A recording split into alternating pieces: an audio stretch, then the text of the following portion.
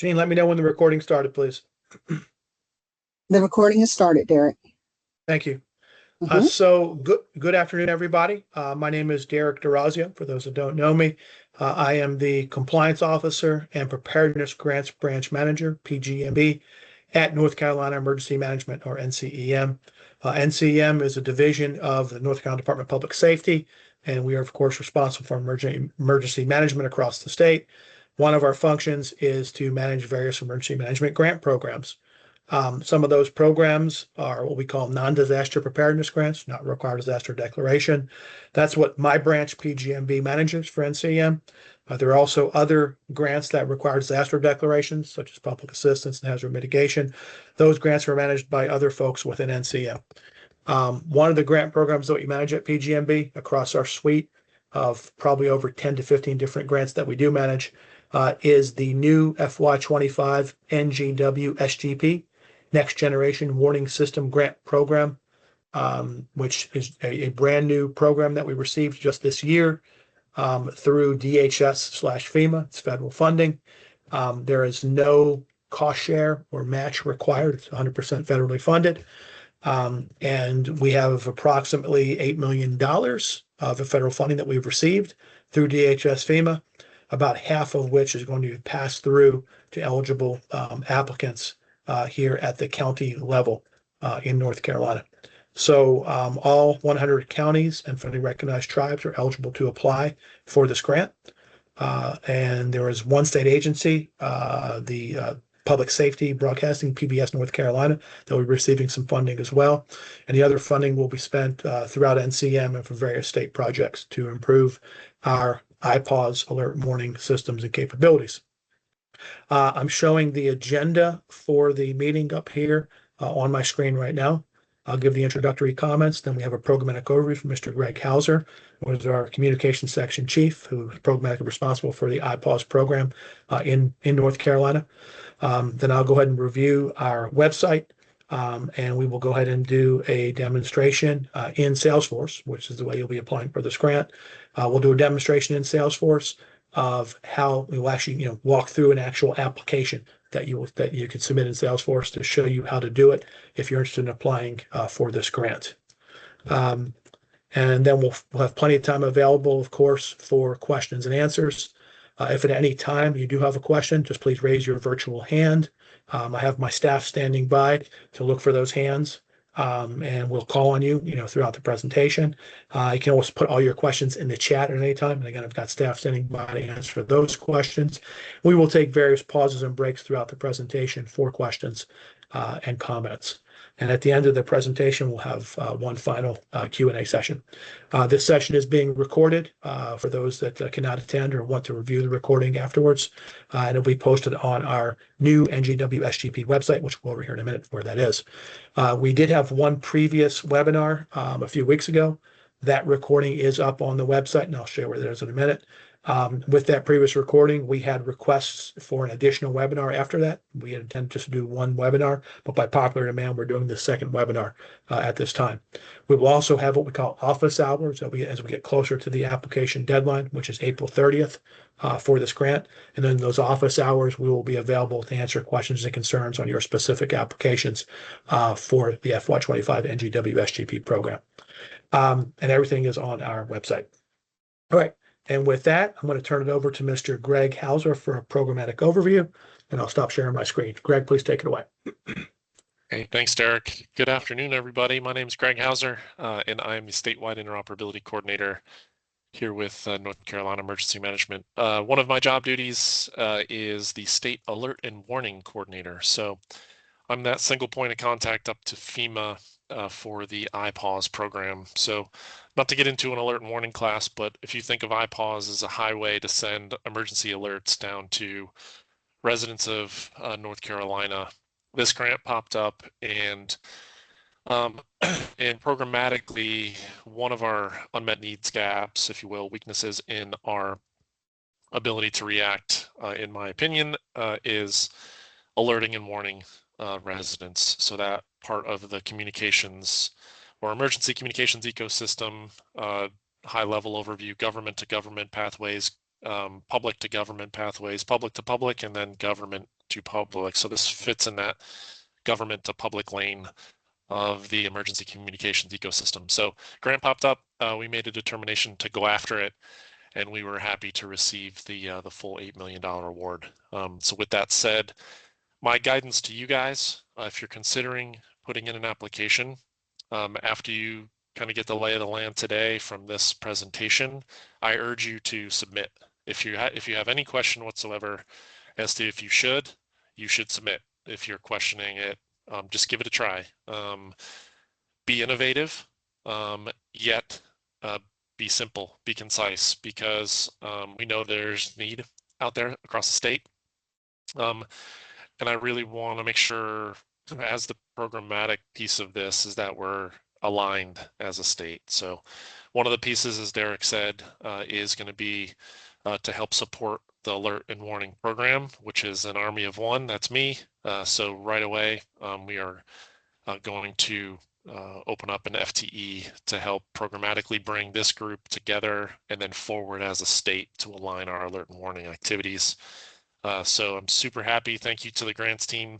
For those that didn't know it or don't know it, these guys work really, really hard to get money in your pocket. So help us, help them. And the State Interoperability Executive Committee, which is the group that is kind of overseeing the analysis and the application overview. We'll talk a little bit about that in a few minutes, but I think we've got a really good group of folks to kind of assess your grants and the applications to get you guys where you need to be. So I'll just be kind of chilling in the background, available. Derek, if there's any questions or specifics about the program, let me know. But thank you, everybody. Thank you for taking time out of a Friday. Let's get after it. Thank you for those comments, Greg. Appreciate that.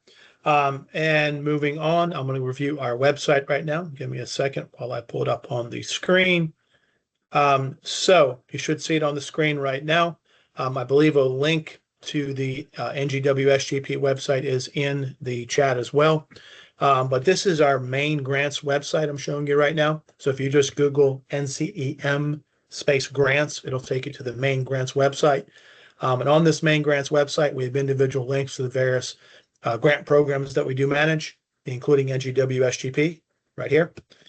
We manage, as I mentioned, a number of other grant programs, across the state. But in the main grants website, I want to point this out to you for a couple reasons before we get into NGWSGP. We have what we call the required 5 compliance documents.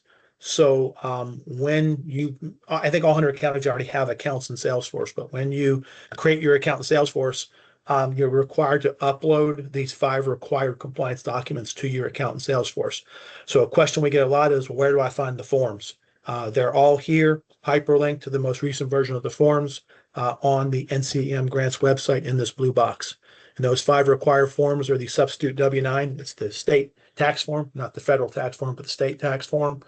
The electronic vendor payment form. All of our grants are paid electronically now. We don't do paper checks anymore. So you're required to submit paperwork along with a canceled check or bank letter to establish your electronic payment for your grant payments.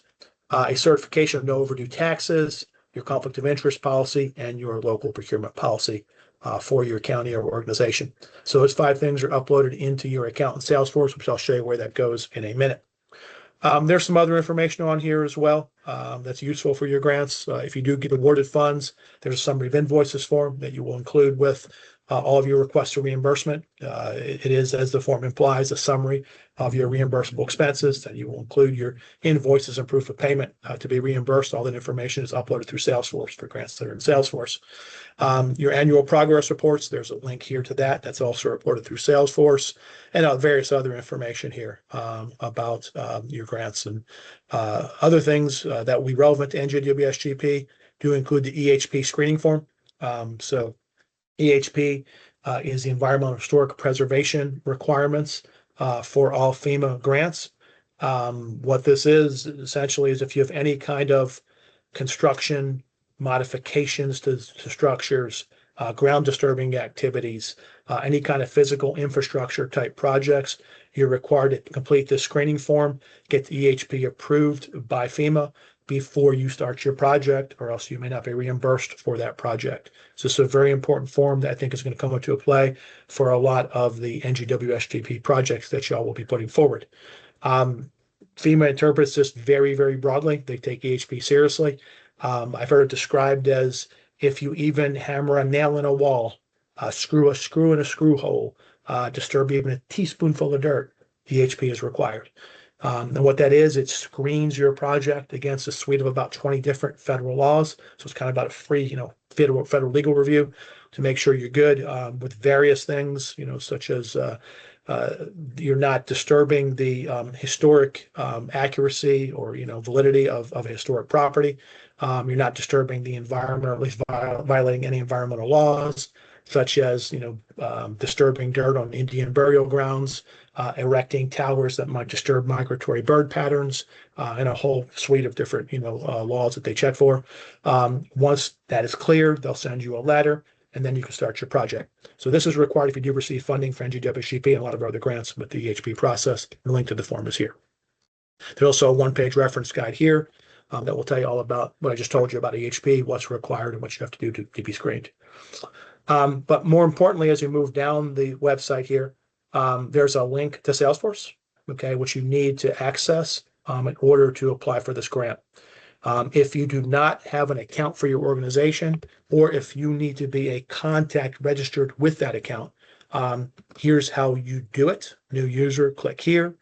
There's a video here that will also walk you through the process.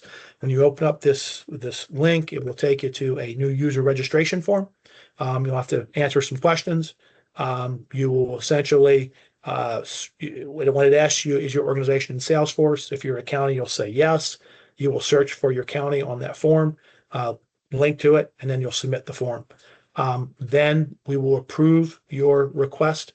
If you're legitimate and if you're associated with the county, we'll approve your request, and you will have a contact associated with your county organization in Salesforce.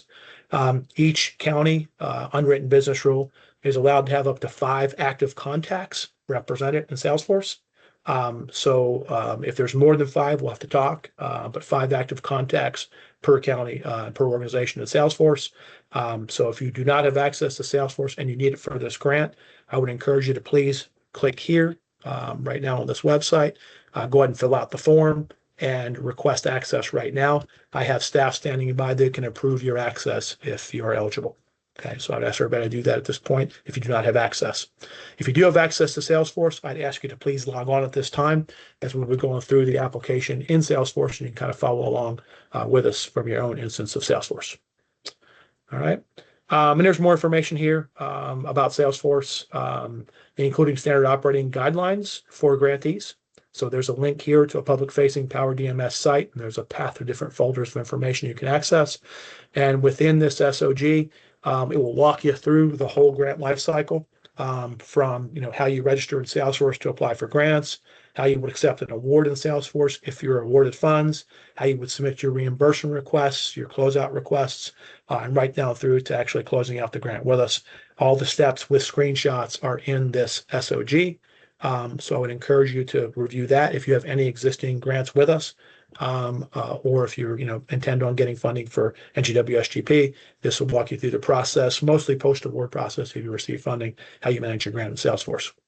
That's on our main website as well. Then we have links to the individual grant programs on this website, including what we're talking about today, NGWSGP.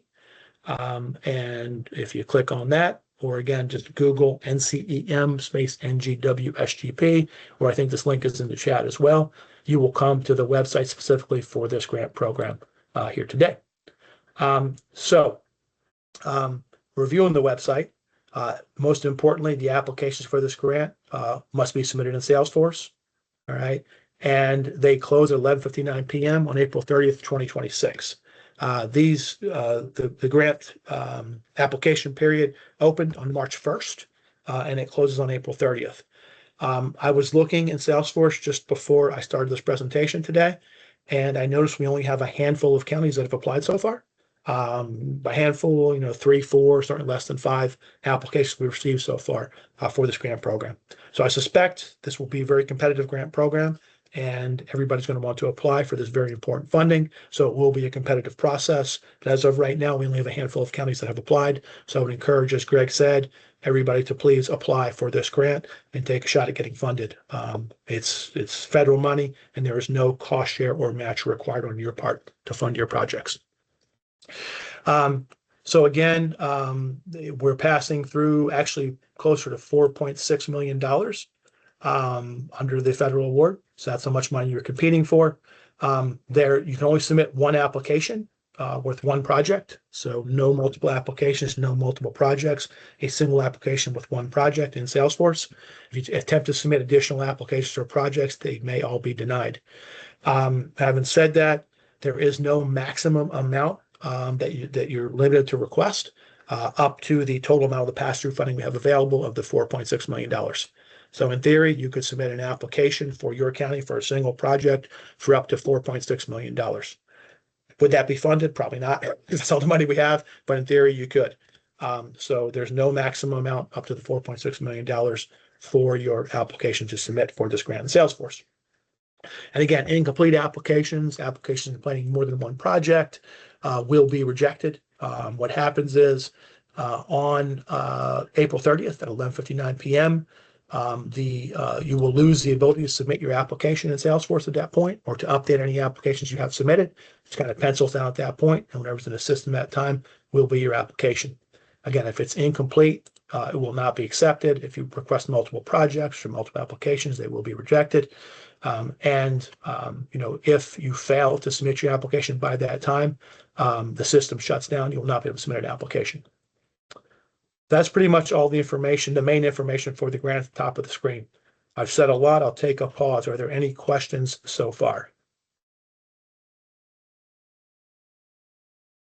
All right, seeing and hearing none, we'll move on. I mentioned the different outreach events we've had for this grant. So the first webinar that we had was on March 10th, 2026. If you want to watch that webinar, the recording is here. It's a YouTube video. I think it's about an hour long, and you can, of course, fast forward to the points that you want to see. No need to review it if you're going to sit in this webinar today, but if you want to watch both, it's available here for you on this link. And we will put the recording for today's event here underneath this on our website once it's available. So you'll see the March 10th recording. You'll see the March 27th recording right here on the website. You can access both of them once we post this recording. Again, it'll be a YouTube video once it's available. The office hours event that I mentioned will be April 22nd from 10 a.m. to 2 p.m. There's the link for it there. That's just a drop-in session. You can drop in any time you want between 10 a.m. and 2 p.m. You can agree to share your screen during that session, and if you do, we will go ahead and walk you through any questions you may have about your application. We can't help you substantively with your application. Of course, that would not be fair to the other folks that are competing for the grant, but we can answer technical assistance questions and help you make sure your application is submitted correctly. So we provide technical assistance. We don't provide substantive assistance, but we're there for any questions from 10 a.m. to 2 p.m. on April 22nd. Of course, the deadline for applications is April 30th, so it's a good time to join us if you have any questions and complete your applications at that time. That will not be recorded since that's an office hour session. So those are the outreach events that we've had and have coming up. An overview of the grant is posted here. Again, we've got about $8 million in funding. We're passing through about $4.6 million. We are working towards the goal of 100% PAA certified PAAs for 100 counties and federal tribes in North Carolina. Here's the current PAA map that we have, so you can see which counties are currently PAA certified and which are not. We have our IPAWS usage guidelines here as well, linked in the Power DMS site with the folder path here of how to access that. And that's really good to read as you're crafting your application. It's really good background information you kind of weave into the narrative of your application if it's consistent with our IPAWS public alert warning system usage guidelines. So here's a reference for you to assist you with your applications. As far as the background, purpose, and program history, it's all here. The gist of it is, IPAWS, public alert warning system. This grant is here to help support a reliable, resilient, and consistent capability for local, state, territorial, tribal, and federal public safety officials to deliver timely public warning and emergency information. That's what IPAWS is all about. This grant is to help you enhance your capabilities, to identify capability gaps, implement solutions to close those gaps, and deliver timely warning and emergency information to protect people and public infrastructure. As Greg mentioned, this is a grant with an eye towards technology. All right. So, it does encourage more cutting edge solutions. It's not required, but does encourage cutting edge solutions and technologies. The different types of things that would be, potential projects are listed here, but there's, distribution pathways, streaming services, sirens, giant voice systems, satellites, so forth and so forth. Listed right here. The goals and objectives of the grant program are here as well. So you can take a look at that as you complete your applications. Was there any questions at this point? All right, very good. Again, here's the funding. We mentioned that before. Application procedures. So again, eligible applicants, all 100 counties and federally recognized tribes are eligible to apply. PBS North Carolina, who's an affiliate of the UNC system, has also been designated as eligible to receive funding under this grant program. They have a special application they've submitted in Salesforce for their project, and the rest of the funds will be spent internally with an NCM across various state projects to enhance our iPOS capabilities across the state. Again, apply to Salesforce, and the deadline is April 30th. Can't say that is enough. The applications, once you submit your applications, okay, they're going to be scored on a scale of a maximum of 100 points. All right, they're going to be scored by the SEEC, the Statewide Interoperability Executive Committee, as Greg mentioned. They're going to evaluate all the applications that are submitted, and they're going to go ahead and score them based on this scale right here. Okay, so these questions will be asked in Salesforce. You'll answer the questions in Salesforce. You will then be scored on these questions. 25 points for your vulnerability addressed, 25 points for your capability gap, 25 points for the solution to close the capability gap and address the vulnerability. The cost, complexity, implementation management is 15 points. Again, we're looking for how confident are we that the project can be completed as planned within a specified timeline and within scope. And within the costs that are specified in your project budget. All right, so we're looking for that. And then learning opportunities. As again, I mentioned, this is very much a technology grant. How will this project enhance capabilities and share lessons learned so others may benefit and learn from your project? All right, that's worth 10 points. So there's all the points that you get. These questions will be repeated in Salesforce, but they're here for you to know. And at the best you can complete those and compete to score the most points, the maximum 100 points. The top scoring applicants will be funded, and everybody else will not receive funding at this time. And it will be scored by the SEEC, State Interoperability Executive Committee. All right. Allowable project types. I mentioned this a little bit before, but here's the specific list from the federal Notice of Funding Opportunity. So you can also Google, FEMA, NGWSGP, NOFO, and you'll see the actual federal NOFO, Notice Funding Opportunity. There's also a link to it right here as well. And I recommend you read that so you can kind of understand what this grant's about, before you submit your application. But here are the specific allowable project types. These 8 different project types right here. Again, we mentioned iPOS sirens and giant voice systems, coordination with NOAA, for weather radios and to enhance signals. I'm sure you already know about it. Yeah, I think we have a hot mic. Emergency alert data casting technology, dissemination of advanced visual and audio alerts such as billboard signs and kiosks, Internet of Things, IoT devices. That's all the rage these days. Satellite-based AWS capabilities. Development of alert warning state and local field testing, training, and exercise programs, and capabilities to increase alert warning system coverage to rural areas and other locations across state with limited communications access. So there's your project types that we're looking for. What's unallowable is you may not be used for purchases and services that are not directly related to advancing iPOS. Here's the information about EHP that I told you about, very important. If you're not willing to go through the pain of the EHP process, you need not apply for the grant, right? Because I've got a feeling most of these grants are going to require EHP approval from FEMA before you can start your project. So please understand how EHP works before you apply. There's information for it here. There are some other requirements. These are from DHS FEMA that you need to be aware of. And again, if you do not agree with these requirements, you need not apply for the grant. There's nothing we can do about this. This is a federal requirement. Sub-applicants must submit short bios and resumes. There will be a place to do that in Salesforce. What's that mean? It's described here, but basically your organizational leadership, just business information about them. We don't ask for any personally identifiable information. You're not going to be scored on the quality of the bios and resumes. It's just a requirement that we have to submit something to FEMA. So I would not go crazy with this. Just, your bios and resumes from your top leadership involved with the project, upload and be done with it. Once you upload them in Salesforce, but it's a requirement from FEMA. You're not allowed to have foreign nationals or non-citizens included. If you do, again, FEMA, may have a problem with that. If you have foreign nationals, they must be properly vetted, must adhere to all government statutes, policies, and procedures.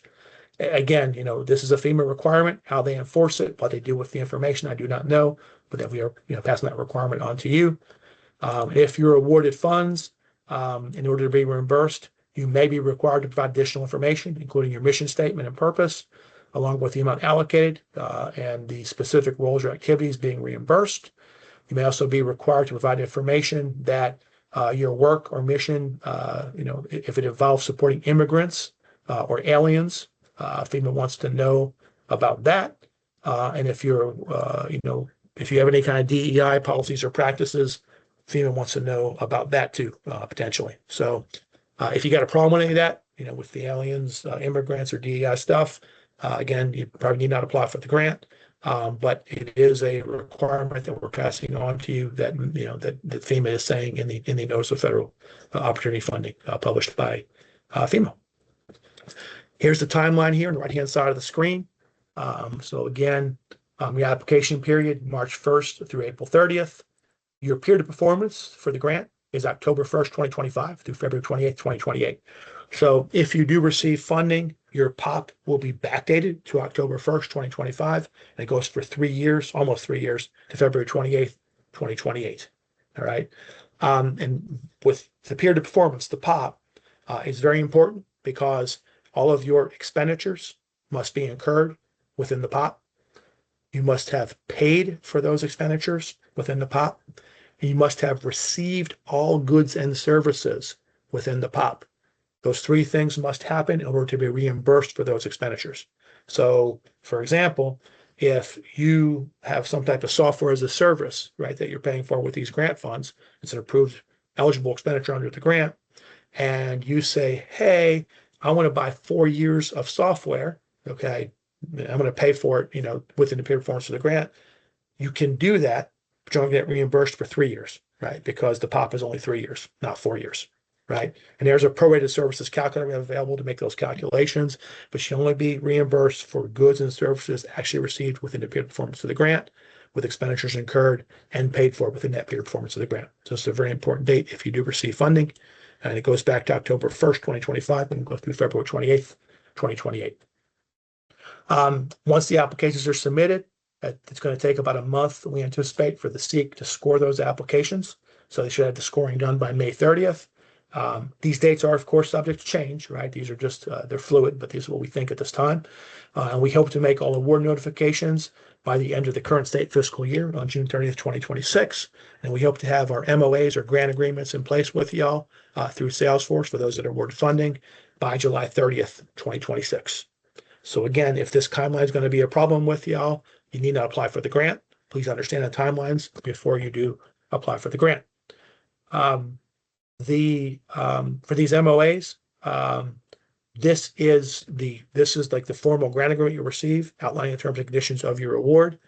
But again, once you do get awarded funds and sign your MOA, if you have eligible expenditures that are retroactive back to October 1st, 2025, you can submit those for reimbursement, even though you don't get your MOAs until July 30th, 2026.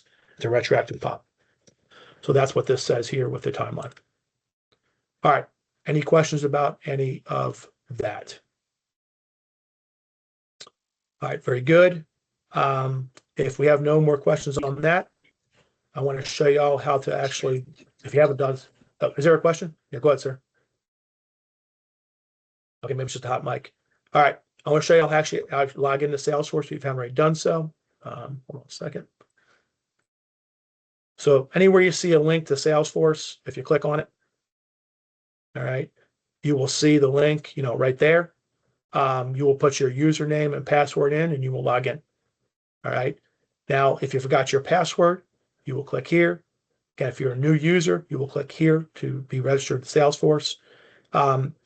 If you are trying to access hazard mitigation grants, so HMGP, BRIC, PDM, those type of grants that are in conjunction with disasters and hazard mitigation activities, you will click here to access the hazard mitigation grants portal. This is the PGMB grants portal. So you should see a screen like this when you log in. All right. So when you do, if you successfully log in, you will see this. We call it the North Carolina Emergency Management, Preparedness Grants Portal, NCPGP. That's what you will see.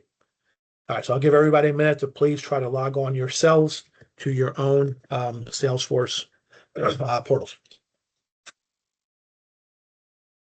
All right, hopefully everybody is logged on.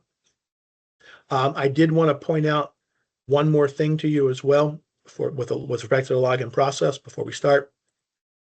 If you access, okay, real quick, there's another link out there to Salesforce that you might encounter.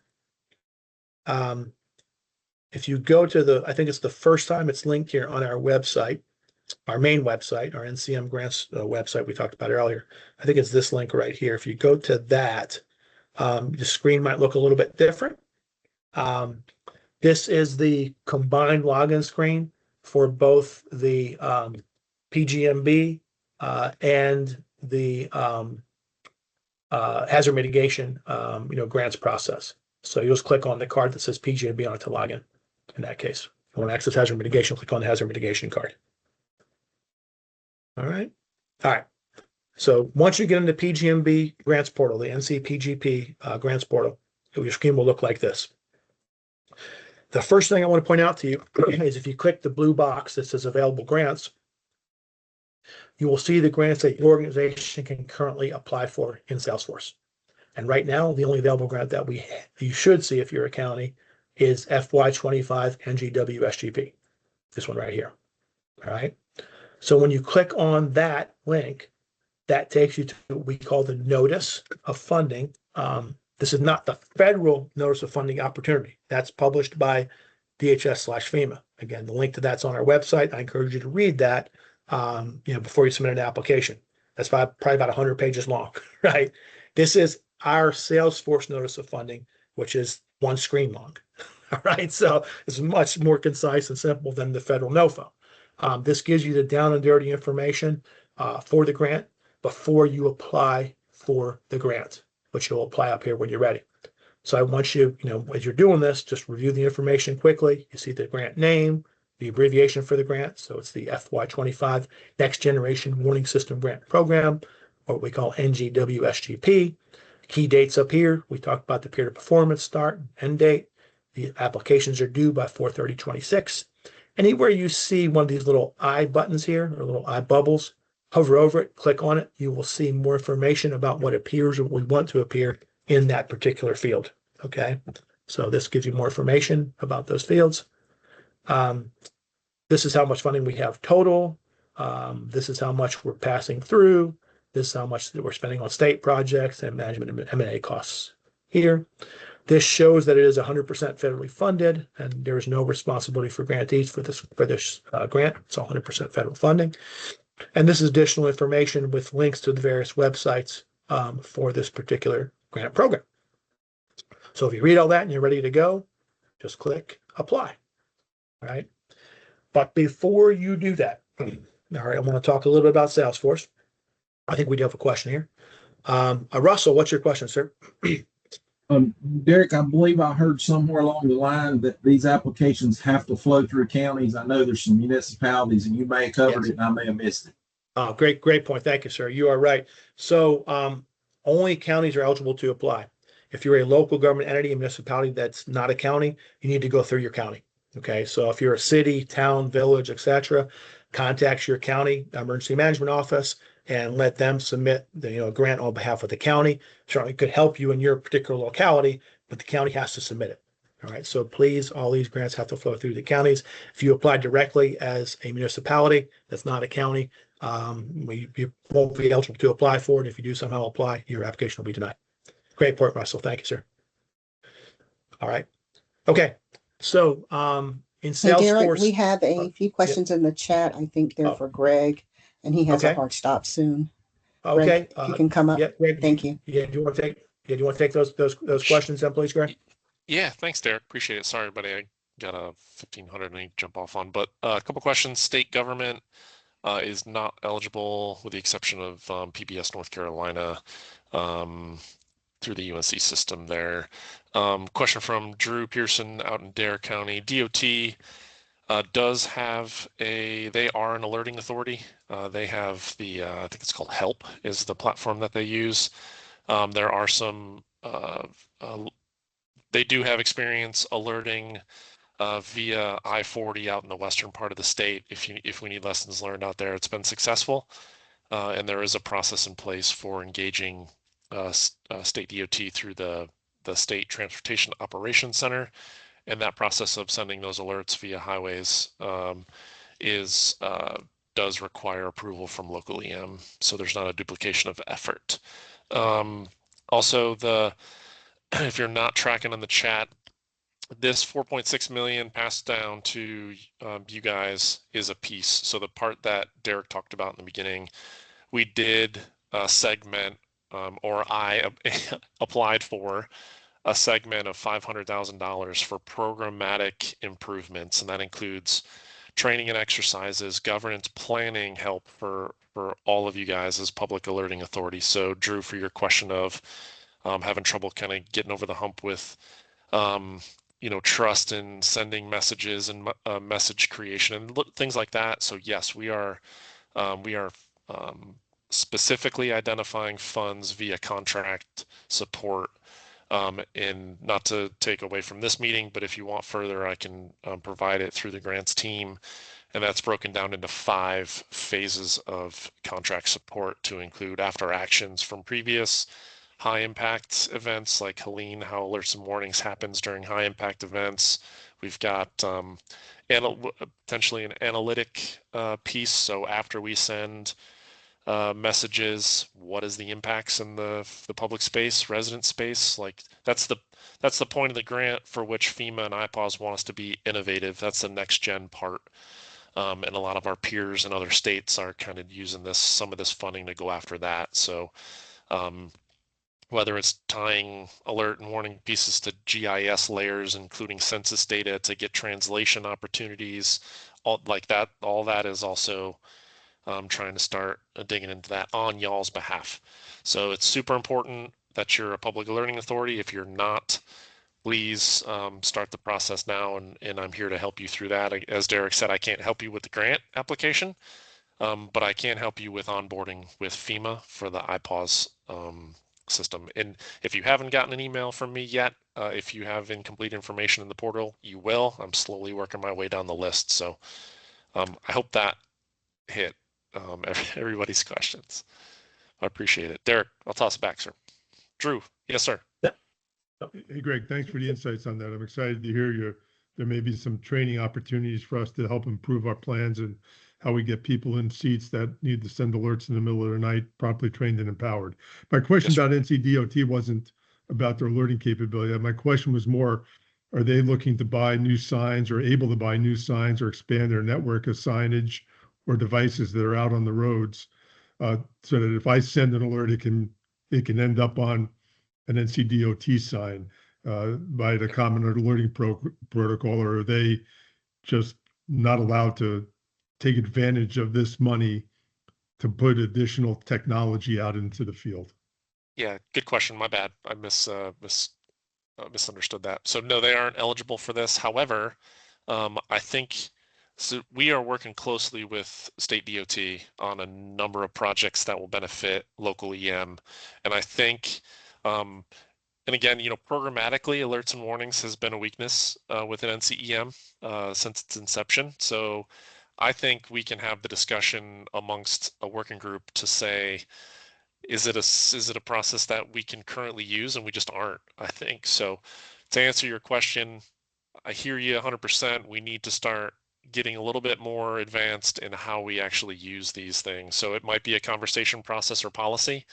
And I think this is an awesome opportunity to start kind of ripping back the onion and going after this stuff. So thanks for that. So I guess the answer is I could apply for displays that I could use to alert, yes. And I would just need to work with NCDOT to put them in the right of way if I wanted to put them in the right of way. I think you're right on point, sir. I would agree with that assessment. All right, thanks. Yes, sir. All right, great. Thanks for those questions and discussion, Greg. Appreciate that. And if you need to bug out, no problem, sir. We can handle it from here. And since there's interest in it, I'll give a little more information about the context of this grant.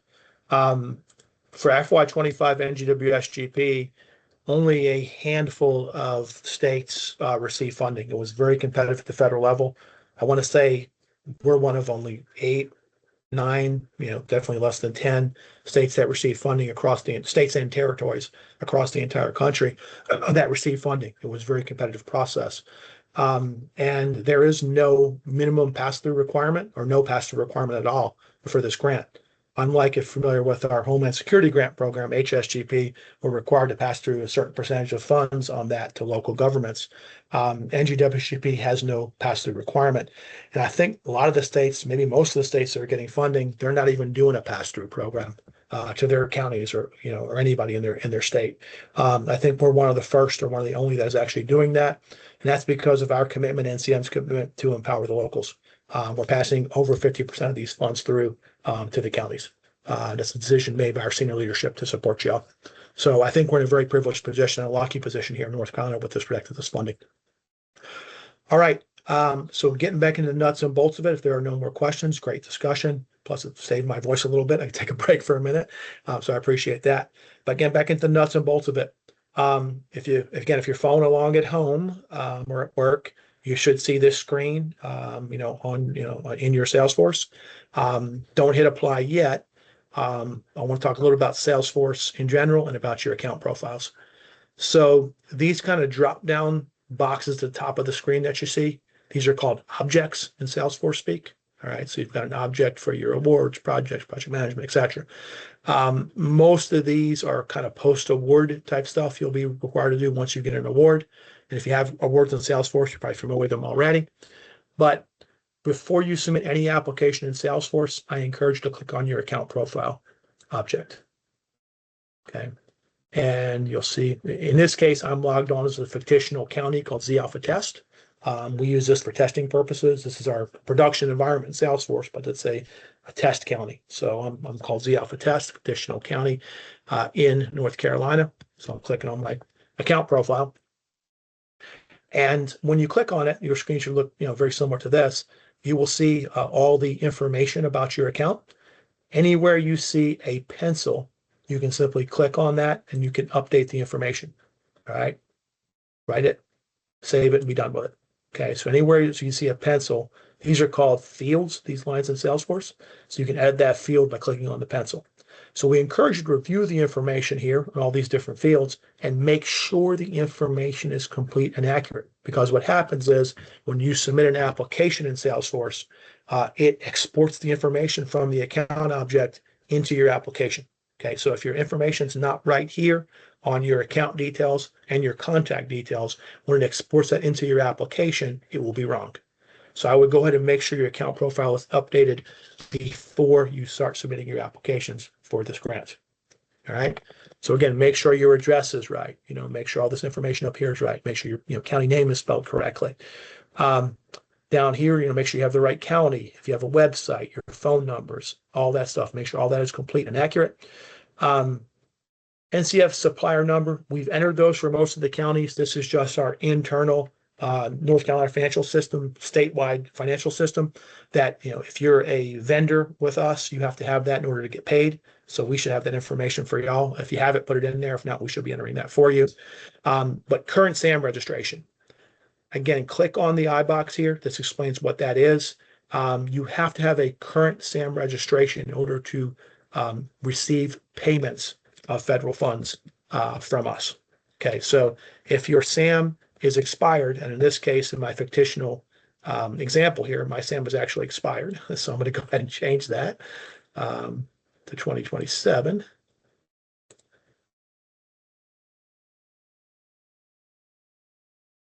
So you're going to want to do that.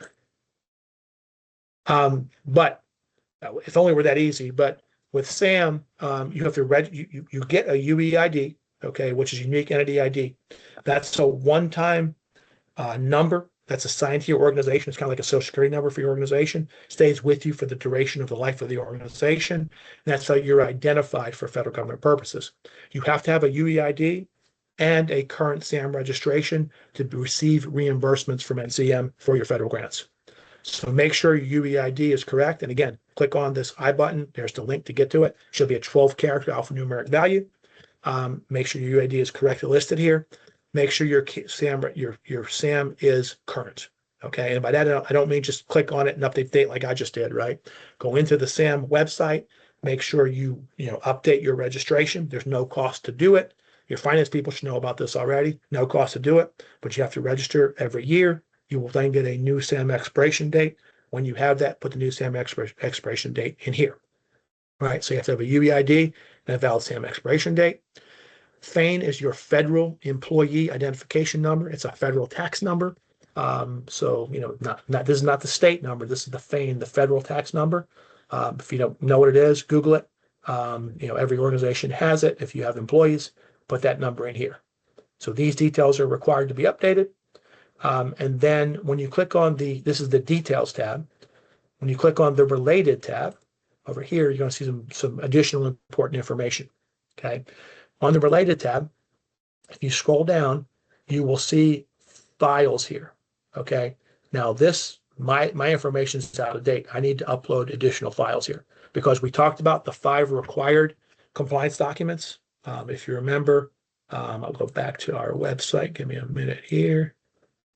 If you remember on the main NCM grants website, in the blue box, there's the 5 required compliance documents, the W-9, electronic vendor payment form, no overdue tax form, conflict of interest policy, and procurement policy. Those 5 things need to be uploaded to your files in Salesforce in your account profile object. Again, to repeat, 5 required compliance documents have to be uploaded in files in your account profile in Salesforce. To upload those, you can click this button if you want to maximize it, but you can simply click add files here. All right, and you could add the files that you need. If you also must maintain the current copies of these files. So if these files become outdated, you can click here and you can upload new versions. You could delete files and change things here. So make sure you have 5 files and they're your most updated forms here in Salesforce. Okay. The electronic vendor payment form that you will submit, you're uploading the most recent copy in Salesforce, but you're sending that form to the Office of State Controller. Okay, and the information is here where you submit it. So you're submitting it to OSC to make sure that you have established an electronic payment site and you update your information if need be, and you're uploading a copy to your account in Salesforce. All right. It's very important you have those forms. Again, we can't pay you unless you have the 5 required compliance documents.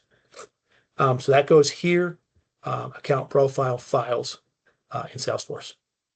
Any questions about that? All right, very good.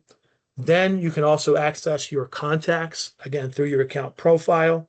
Under related, click on related tab under account profile, you will see your contacts. Expand that here. Again, the rule is you're supposed to have no more than 5 active contacts. In this case, it's a test case, so it doesn't really matter, but you should have no more than 5 active contacts. By active, we mean if you open up your account and you start seeing people who are retired, no longer affiliated with the organization, you need to let us know so that we can delete them, delete them as a user and as a contact in Salesforce. Because as long as they're a registered contact in Salesforce, they can access the information for that account in Salesforce. Okay, so it's very important that when you go through your account profile, check your contacts. Anybody that is not current, you need to let us know so we can get them out of there. Otherwise, they will continue to be able to access your information for your organization in Salesforce. All right. So groom out the non-current contacts, and you have 5 active contacts, all right, who represent this organization in Salesforce. And this is the information about the contacts. So in this case, I'll click my name. And again, I want to make sure I update all this information. So anywhere there's a pencil, I can, update my phone number if I want, whatever, make sure it's all good there, the address, make sure all this information is updated, because when you submit your application for this grant in Salesforce, you must pick at least 1 and up to 2 points of contact for the grant application in Salesforce. They have to be a registered contact in Salesforce. You'll select them from a drop-down. It will import the information from your contact object into your application. If the information is not correct in the contact object, it will be incorrect in your application.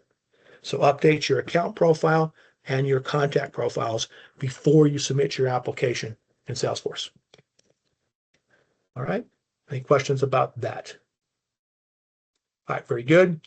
And then if you click on the applications object, okay, and I would do this. Anytime you have these objects, these are called related list views, where you see the black drop-down box here, all right, I would do all applications, and I would pin that list, okay?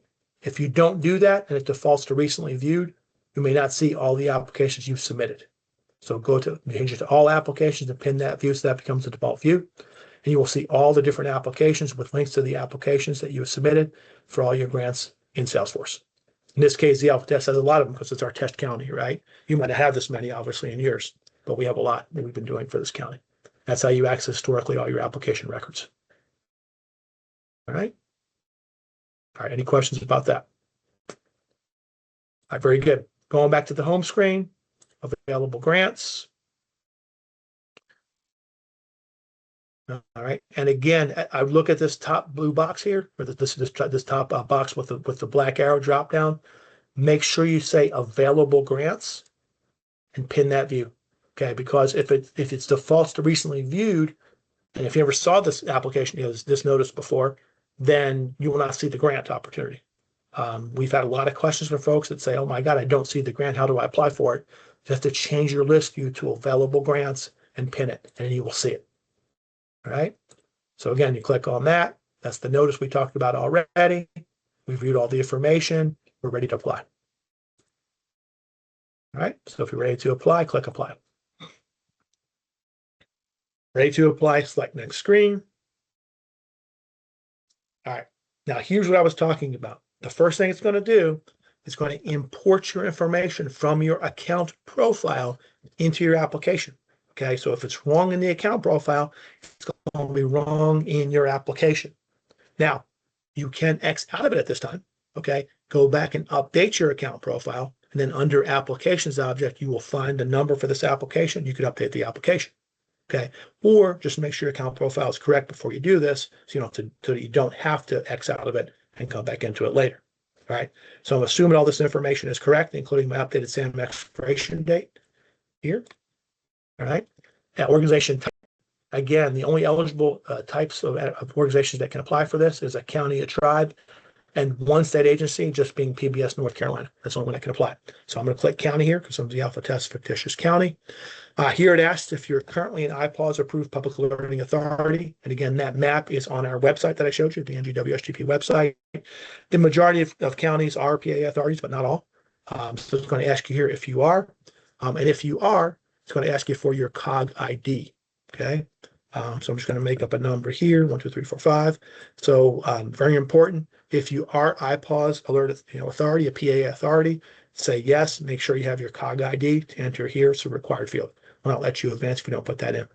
But again, you're not required to be a PAA authority to apply for the grant. You can certainly apply for the grant to help you become a PAA authority, right? That's a legitimate use of funds and help you become a PAA. But if you are a PAA, you have to say yes with your COG ID. If you're not, you must select no here. All right. The POC, like I said, the primary POC for the grant, this is a little information about it here. This is a drop-down list. Okay, these are going to be the 5 contacts. You have up to 5 contacts you have associated with your account in Salesforce. I want to pick my name here. Okay.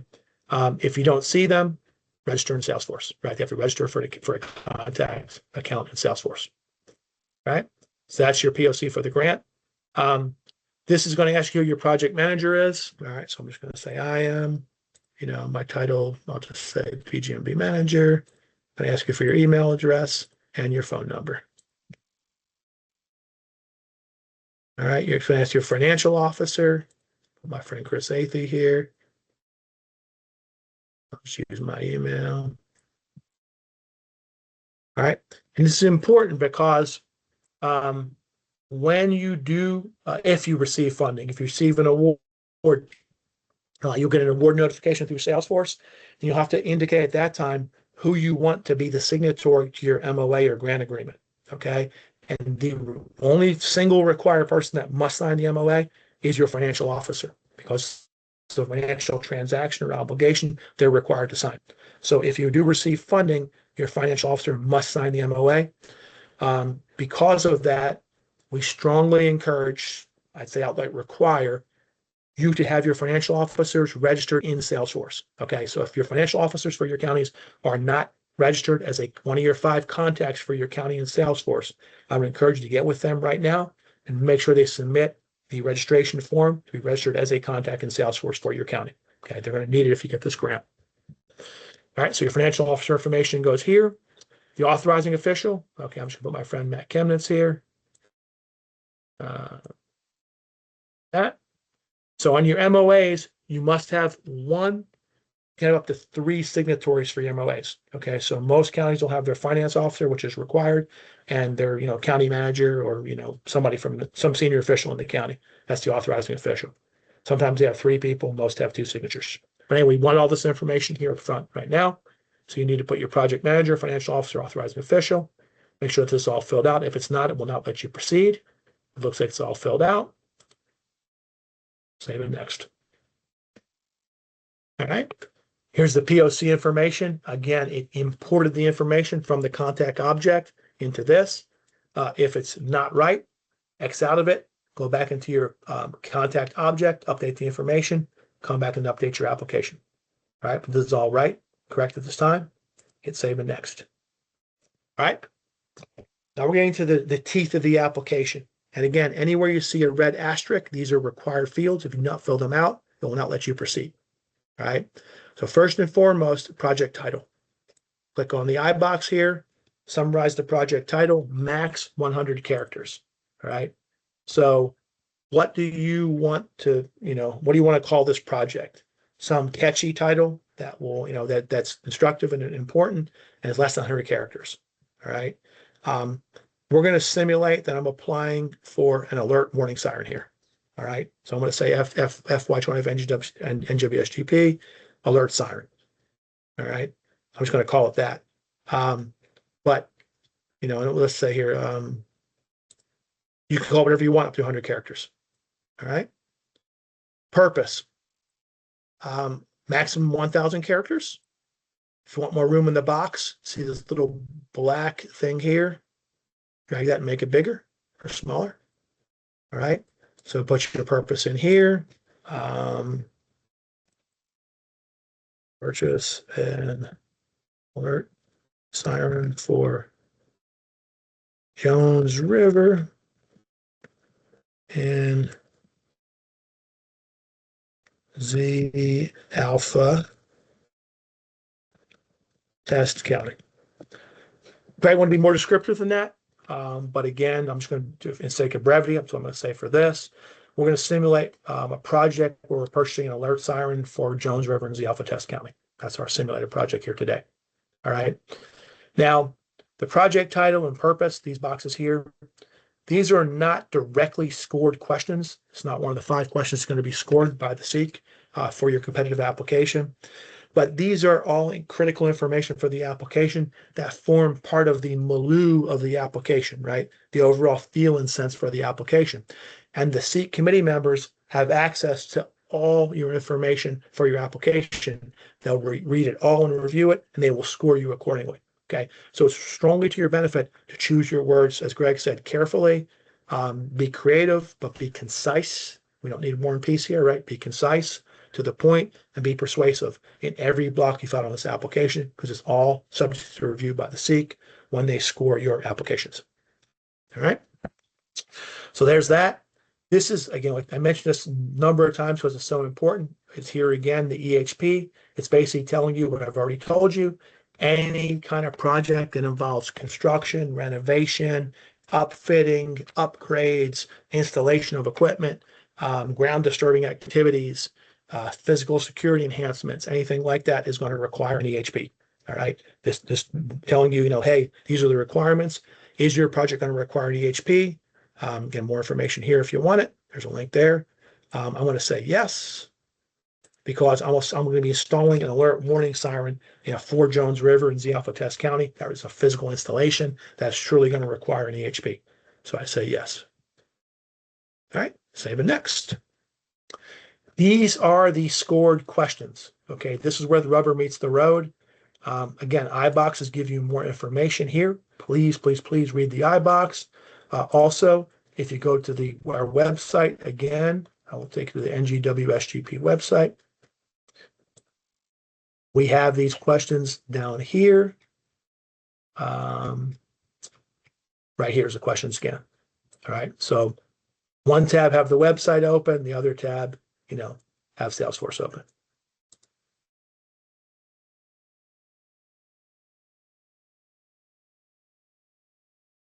All right. So, here's the information about it. Again, if you want more room, just drag it here. I'm not going to go into all this right now. I'm just going to say test for these purposes. This is the art of the application. This is how you're going to win a competitive application. All right. I'm just going to say test all these questions right now, but please take these very seriously. Again, answer them completely, creatively, truthfully, but please be concise and professional in your language. All right. There's no prohibition and no shame in using AI to help you with your wording of your answers, right? You can easily come up with your recommended text that you want to put in here, run it through ChatGPT, Copilot, to make sure it's professional and do the proper search and clean up your language, right? Have multiple people review your language if you want, right, to help you make sure it's right. But this is how you're going to win your application and how you write these answers to these questions right here. All right. So there's all that. Once you fill all that out, hit save and next. All right. And again, at any time, if you want to come back to your application, you will X out, go to the applications object, find that application, and resume your application up until the application deadline, 11:59 p.m. on April 30th. So it's not, you don't have to do it all in one shot. You can X out of it, come back and finish it later, up until the point when your application is due on April 30th. All right, now we're asking for a project narrative. Here's some information about that, 2,500 characters max. Again, you can expand the box if you want or shrink the box. This, again, it's not directly a scored question, but it, again, is part of the overall tenor or milieu of the application, and it will be read and reviewed by the SEEK as they score these applications. So this is, again, a very important way you can influence the scoring of your application. I would take it seriously. I would write it professionally, concisely, and I would use whatever tools are available to me to make sure it's written in a very professional manner. All right, I'm just going to say test for now. Budget narrative. This is very important. You have to say specifically what you want to buy. Okay, not vague generalities here. Okay, you're not going to get funding for vague generalities or the notional ideas. You have to have a project in mind, a shovel-ready project in mind, preferably quotes in hand, right? Not required, but preferably quotes in hand, so you know how much it's going to cost. You know exactly what you want to buy and what you want to accomplish. All right, I put it in here, this budget narrative. So in this case, I'm just going to be very clear. Purchase new alert siren for Jones River. All right. So again, make sure you know what you're going to buy. Put it in your budget narrative. Impacts, outcomes. All right. What is the greater good accomplished here with this project? What are we trying to do?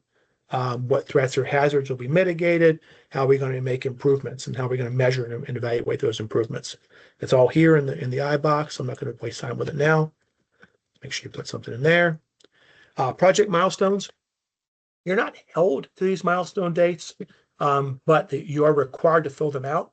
And this is just to get at the fact that, as I mentioned before, we want to see that you have a plan. You've done your due diligence, you've done your homework, you know you're going to be able to execute this thing within the period of performance of the grant and not require a POP extension, right? Not require a modification of your project, a budget modification, a scope modification, right? Something you thought up ahead of time, you know exactly what you want, shovel ready, and you're ready to put it down and execute it within these dates. So we're looking for that certainty right here. Okay, so I would go back to the website again. I'd have it open in another tab, here's some dates here. Okay, but basically, as we said, the MOA should be available by July 30th, 2026. Okay, so for that, I'm going to say July 30th, 2026 for my MOA date. All right. Procure the goods and services. I want to buy this warning siren. I already have a quote in hand, right? I know exactly what I want to buy. I'm going to do it real quick. All right. I'm going to have that purchased by, let's see here. We'll say by September 30th, 2026. All right. Then we go ahead and install it, test it out, make sure it works. I'm going to go ahead and submit my final reimbursement request. Let's see, by January 30th, 2027. And I'm going to close out the grant 30 days later in February 28th, 2027. Again, you have more time within the POP. You got till 2028 within the POP. But in my plan, because I've done my homework, my due diligence, I can get this done in a year, y'all. Right? That's what I'm trying to tell you here. Right? So, again, have a real tight plan. Put those milestone target dates in here. Fill out this information completely and correctly. Save the next. All right. Every time you submit an application in Salesforce, you also have to create a budget. Okay, so you will have a number assigned to you in Salesforce for your application number. You'll have a separate number with your budget number that's associated with that application. So now we're going to create our budget. And again, it's not a directly scored field for your application, but it's looked at by the review committees. It's very important that you have a specific budget saying exactly what you want to buy, how much it's going to cost, ideally with quotes or some basis to form, the basis for why you're requesting the money, how much you're requesting on that money. All right. So we're going to create the budget line right now. So whenever you purchase anything for FEMA grant purposes, all right, there's 5 categories you have to pick from. They're called POETI: planning, organization, equipment, training, and exercise. Okay. So what am I going to buy? What category is this purchase going to fall in? Well, in this case, I'm buying an alert warning siren for Jones River in fictional Z Alpha Test County. It's equipment. Okay. If you have training, it'll be training, exercise. Salary costs are generally organization costs, I've seen. Planning, if you're doing planning documents or other type of that stuff, it'll be planning. All right. So I'm going to buy an equipment here. So I'll pick equipment. Again, very, very important. Anytime you purchase equipment, okay, with FEMA funds, you can't just buy anything. You have to buy something that's listed on the FEMA AEL, okay, the authorized equipment list. And let me repeat, if you're purchasing equipment with these grant funds, you must have a FEMA AEL number here. If you do not have an AEL number, your grant application may be denied. I've seen it happen. Okay. So please do not disqualify yourself because you forget to put your AEL or you put some nonsense here for your AEL. You must have a specific identified AEL number. All right. In this case, I know what it's going to be because I've already looked it up. I'm going to show you how to look this up. All right. Click on the little I button here. There's a link that takes you to the FEMA AEL website. All right. When you go to that website, all right, you can do an advanced search. You do the advanced search. I just put iPause in here. All right. And when I put iPause, I saw this one right here. 04AP09 alert systems public notification and warning. All right. But again, you don't have to iPause. You can just do, alert sirens, right? You'll see, and let me go ahead and hit that right there. You'll see a bunch of other ones there, right?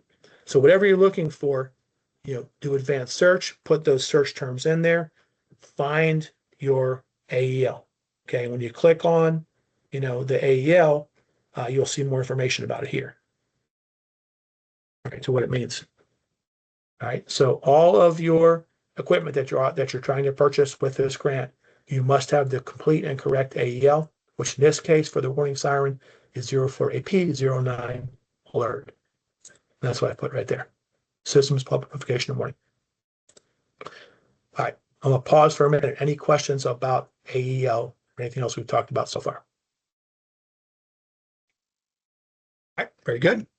Description, be as descriptive as possible. Okay, alert, siren, Jones River.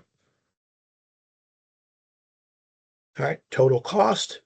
I'm gonna say $100,000 here. So on total cost, just a word of warning here. All right. How do you know how much the thing's going to cost? Get your price quote, right? I get it. Price quotes expire, right? By the time you buy this stuff, it might cost more, right? By the time you get the award. If you want to add a little into it to account for a price increase, you can do that. But have some reasonable basis for your recommended total cost here for your budget. All right. The cost that's reimbursable under the grant does not include taxes. Right? We cannot reimburse you for taxes under federal grants. We can pay shipping and handling. All right. If you want to if there's charges to install equipment, that can be included. Or it can be a separate budget line for installation of equipment. But we cannot pay taxes. All right. So I would not include taxes in your total cost. Just the cost of the item, shipping and handling, and any kind of installation charges. All right. So in this case, all that's going to be $100,000. Say the next. Would I create an additional budget line? Well, that's all I'm buying with this project. If I wanted to, buy other things, training, exercises, additional equipment, plans, what have you, I create additional budget lines. And again, there's no maximum budget up until the $4.6 million for this grant. So you could create additional budget lines if you wanted. I'd ask you to be reasonable, but you can create additional budget lines if you want. In this case, we don't have any additional budget lines. I say no. This is your sum of your budget. I've got a single budget line. And again, the Salesforce assigns a unique budget line number, 4715 in this case, for this budget line associated with the budget for this application in Salesforce. If I want to edit it, I can click it and edit if I want. But no, this all looks good. I'm going to say finished with my budget. All right. Any additional information? This is for you to say wherever else you want. All right. Once you do that, it takes you to the upload screen. As I mentioned before, it's on our website. You must upload short bios and resumes, okay, for your organizational leadership. Again, short bios and resumes, no PII. Please redact all your PII. Okay, we don't want that floating out there. But your non-PII, short bios and resumes, you upload them here. All right. To do that, it's required. All right. Simply click Upload Files. I got them in my downloads folder here. Just takes it to your local computer. All right. So I'm going to go ahead and just do pick up bio here. All right. Let's pretend that. Let's see here. Just pretend that's my bio right there. Upload it. All right. Green check mark means I've uploaded it. Now, say I have two people. All right, I'm going to upload 2 bios and resumes.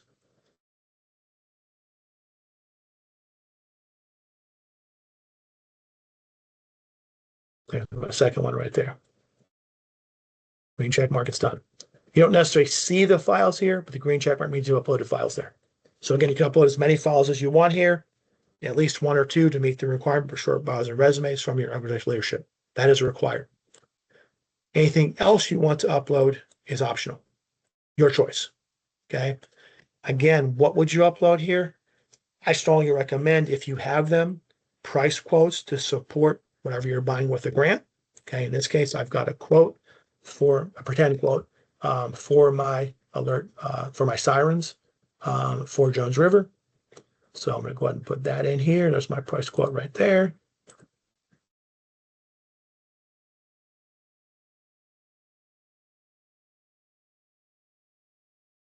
So I'm putting it there. Check mark, done, uploaded it. All right, anything else I want to upload, I can do it. Not required, optional. So price quotes, photos, if you have any kind of specifications or letters of reference, recommendation, any kind of plans that you want to reference, anything you want the committee to consider with your application, this is your chance to upload it and include it in your application. All right. Not required, but a good idea to at least put price quotes in there. So your bios, your other information, all good. Hit save and next. Okay, we're almost done. One last step is the required certifications. All right. These are red asterisk fields. You must agree to these certifications. If you do not, it will not let you proceed. You will not be able to submit your application. All right. So if you don't agree with any of these things, you need not apply for the grant. You will not be able to apply for the grant. It will not accept your application. All right. So the first certification, this application includes complete and accurate information. Yes, it does. Second, submission of the project does not guarantee funding. I understand it's a competitive grant. I may or may not get funded, right? Yes, I understand that. This is the big legal disclaimer, okay, under both federal and state law, because it's a federal grant application, particularly under 18 U.S. Code 1001. If you make a false claim or statement in connection with this application, you are subject to criminal prosecution, up to 5 years in a federal penitentiary, and extensive civil penalties up to in excess of $100,000. That's just under federal law. There's additional penalties under state law. So obviously it's not worth it to lie on this application. I understand the rules. I'm not lying. I'm good to go. All right. This is about the SAFECOM communications memo. So if you're purchasing communications equipment, it has to meet SAFECOM guidance recommendations that are issued through the SEEK. I understand that. Here's links to those documents here. I understand that. I'm going to say yes. Again, I've said it before. This is a final reminder. If you're requesting equipment, you must have the correct AEL for that equipment. I understand that, or else my application can be denied. Yes. Again, we've mentioned it before. If the project involves environmental, historic, or cultural resources, interpreted very broadly, you must submit an EHB screening form. Yes, I understand that. And this is important. You must be able to sustain your capabilities once these grant funds are no longer available. So in my case here, I'm buying an alert warning siren for fictitious Jones River and fictitious Test County. The grant's paying for that. How am I going to maintain that, right? I've got to get that into my county budget for maintenance so I can sustain those capabilities once I no longer get the grant funds, right? Once I've assured that's ready to go and done that, I can say yes here. All right, and then I hit submit. That's your application. Here's the unique number that Salesforce assigns to your application. All right. When you go to your applications object, and again, please select up here, all applications. Please, please, please, all applications, pin that view. All right. You can sort these columns by application number if you want, but here's putting the most recent application on top, which is the one I just did, 1862, for the alert siren. Here's the application we just submitted. All right. Here's all the details of the information we filled out. Okay, here's the related information. As I mentioned, anything you upload will go under EM documents. So here's the bios and resumes and my price quotes. When you create your budget, there's the budget number that's associated with it. And within that budget are your individual budget lines. Okay, so the budget line that I did for the alert for the siren is right there, budget line 4715. So you can have multiple budget lines associated with your budget. Here I just have one. All right, so that's affiliated with your application. If you do get awarded, you will see the award here. And if you receive awards, a project will be created for you, and you will manage your grant post award through your project. All right, so these are the related information available under your application. Now, we mentioned at any time you want to update an application, The button is right here at the top right-hand part of the screen. All right, so you can go ahead and click that button and update this application up until the application deadline, 11:59 p.m. on April 30th, 2026. At that point in time, this button will disappear. If I want to withdraw this application and start anew, simply hit withdraw the application, and then start a new application, again, up until April 30th, 2026. All right, so a lot of people forget they want to start a new application, but they don't withdraw the existing application, and that causes confusion. And it could disqualify you from consideration for the grant because now you're trying to submit multiple applications when you're allowed to submit one application. All right, so please, if you submit a new application, make sure you withdraw the old application before you do that, or at least after you do that. You should only have one application submitted for the award. All right, so you withdraw old ones, start new ones, update applications here. If I were to click update application, it'll walk me through the process. Do you want to update it? Yes. Walks me through the whole process again. Everything's already there. You just update what you want to update. All right. If you want to print your application, printable view up here. And you can just print that page as a PDF document if you want. Or you can do Control P, any screen in Salesforce, do Control P, and it will print all the screens. It doesn't cut it off. So it prints the entire application screen for you as well. Not as pretty, but you can still print screen with Control P for any screen in Salesforce. If you want a PDF copy or a hard copy of it. Over here to the right, this is our chatter feature in Salesforce. So if you do have questions about your application, you can chatter them. There's also an email address available. But chatter is designed really for post-award management in Salesforce. Once you have a project, if you have questions about your grant, you put them in the chatter here, so it's appended to the grant record, right? So we don't have to worry about, well, did you send an email? Yes, I did. No, I didn't. Everything you say in Salesforce is here with the chatter record. If you chatter it, appended to the grant record. So we like to say if it's not in Salesforce, it didn't happen, right? Because now we have chatter to use. And a subject of a different training, once for post-award management, if you do receive funding, we'll go over chatter with respect to your project. And again, if you do receive funding, you'll get an award. You'll accept the award. Project will be created for you. You'll execute your MOA within Salesforce. Then you will manage your project through the project's object in Salesforce. You will, submit your reimbursement request, close it out, and be done through the project object with all your chatters on your project in Salesforce. All right, that's for post-award if you do receive funding. So with that, again, if you want to see all your applications, click your applications object, and there's your application right there. You submitted 1862 for this particular grant. So with that, that is the entire demonstration that I have, subject to any questions that you all may have at this time.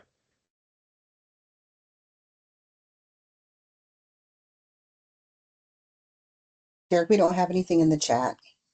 Outstanding. All right, great.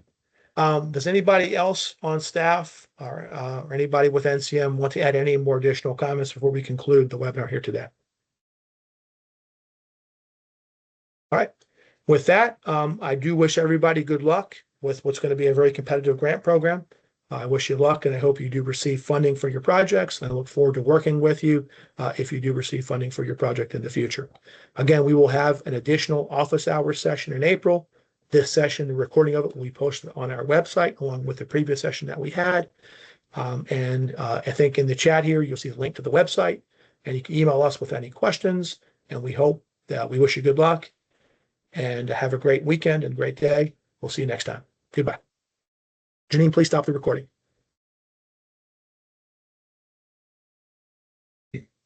Recording is stopped. Thanks.